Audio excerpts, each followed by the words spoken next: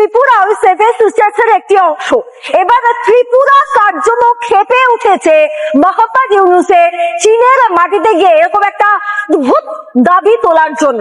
সেখানে রীতিমতো বিক্ষোভ দেখানো হচ্ছে, এমনকি এই প্রসঙ্গ উঠছে তাহলে বাংলাদেশকে আমরা হাত করে দিই। বাংলাদেশকে ঘিরে কি ভয়ঙ্কর কোন পরিকল্পনা করছে ভারত? ভারতীয় মিডিয়া আবারও মিথ্যাচার শুরু করেছে, কিন্তু এবার বিষয়টি একেবারেই অন্যরকম। শুধু রাজনৈতিক অপপ্রচার নয়, এবার ষড়যন্ত্রের কেন্দ্রবিন্দুতে বাংলাদেশের ভূখণ্ড।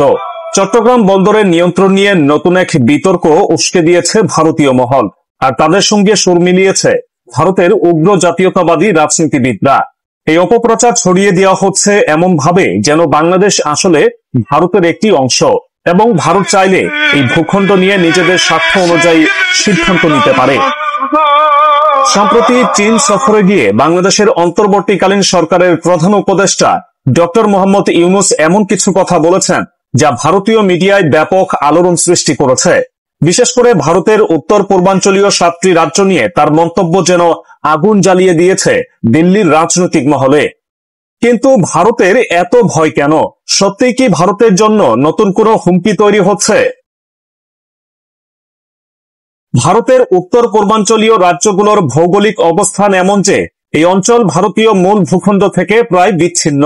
সেভেন সিস্টার্স নামে পরিচিত এই 7টি রাজ্য আসাম, অরুণাচল প্রদেশ, মেঘালয়, মণিপুর, মিজোরাম, নাগাল্যান্ড ও ত্রিপুরা প্রায় সম্পূর্ণ স্থলবেষ্টিত, অর্থাৎ সমুদ্র পথে তাদের কোনো সংযোগ নেই। এখানেই আসে বাংলাদেশের গুরুত্ব, কারণ এই রাজ্যগুলোর বাইরে বিশ্বের সঙ্গে বাণিজ্যিক বা সামরিক যে কোনো ধরনের সংযোগের জন্য একমাত্র কার্যকর রোড বাংলাদেশ, আর সেটাই এখন চীনের জন্য সুবর্ণ সুযোগ হয়ে উঠছে।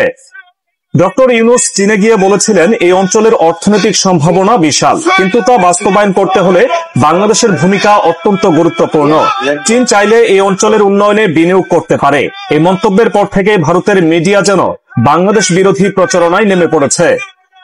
ভারতের অন্যতম প্রভাবশালী সংবাদ মাধ্যম টাইমস নাও দাবি করেছে চীন বাংলাদেশের ঘনিষ্ঠতা ভারতের জন্য উদ্বেগজনক, কারণ চীন যদি উত্তর পূর্ব ভারতের দিকে নজর দেয় তাহলে সেটা দিল্লির জন্য এক বড় হুমকি হয়ে দাঁড়াবে।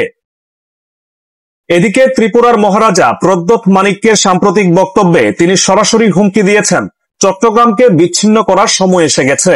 তার দাবি 1947 সালে ভারতের সবচেয়ে বড় ভুল ছিল চট্টগ্রাম বন্দর ছেড়ে দেওয়া।